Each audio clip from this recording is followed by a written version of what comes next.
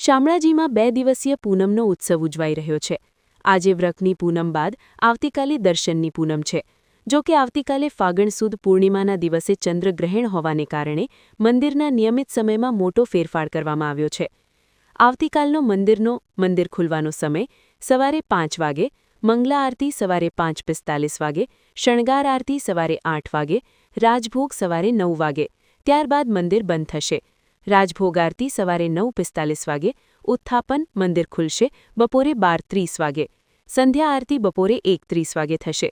મહત્વનું છે કે બપોરે 1:30 વાગ્યા બાદ રાત્રિના 8:30 સુધી ઠાકોરજીની આગળની જાળી બંધ રહેશે, પરંતુ શ્રદ્ધાળુઓ જાળીમાંથી દર્શન કરી શકશે। ગ્રહણની શરૂઆત બપોરે 3:20 વાગે થશે અને સાંજે 6:47 વાગે ગ્રહણ મોક્ષ થયા બાદ મંદિરનું પ્રક્ષાલન એટલે કે શુદ્ધિકરણ કરવામાં આવશે। આમ હોળીના પર્વે શામળિયાના દર્શન માટે ઉમટતા ભક્તોએ ગ્રહણના આ બદલાયેલા સમયને ધ્યાનમાં રાખીને દર્શનનું આયોજન કરવા મંદિર ટ્રસ્ટ દ્વારા અપીલ કરવામાં આવી છે। બોલો બાબુ। જય શ્રી કૃષ્ણ। આજે વ્રતની ફાગણ સુદ પૂનમ એટલે કે હુતાશની પૂર્ણિમા, આજ રોજ રાત્રે 6:55 હોલિકા દહન થશે। પણ આજ રોજના કાર્યક્રમ મુજબ ભગવાનના સુંદર મજાના શણગારાદી સેવા સંપન્ન થઈ। 9:15 વાગે શણગાર આરતી થયા બાદ અત્યારે 11:30 વાગે રાજભોગ, 12:15 વાગે રાજભોગ આરતી, ત્યારબાદ 12:30 વાગે મંદિર બંધ અને 2:15 ઉઠાપન, સાંજે 6:30 વાગે સંધ્યા, 8:15 વાગે શયન આરતી, 8:30 મંદિર મંગલ થાય। આવો સુંદર મજાનો આજનો કાર્યક્રમ।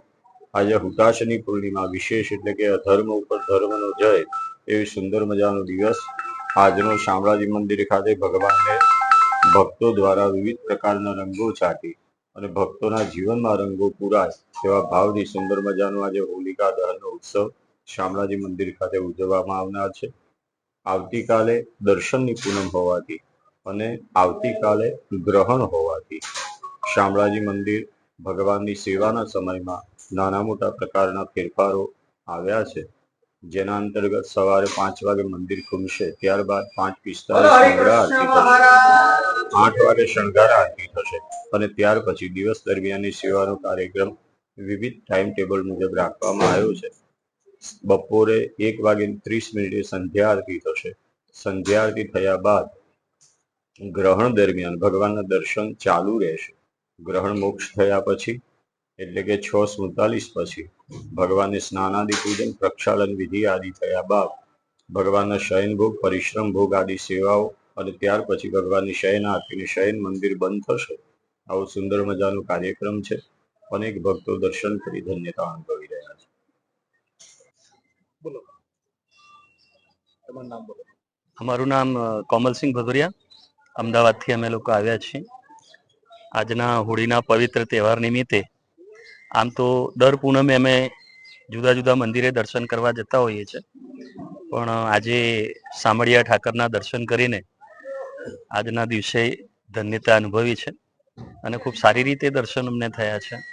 નીકળ્યા ત્યારે અમદાવાદથી એમ લાગતું હતું કે ભીડભાડ હશે, પણ કાળિયા ઠાકરના આશીર્વાદથી બહુ સારી રીતે અને સરળ રીતે અમને એમના દર્શન થયા છે।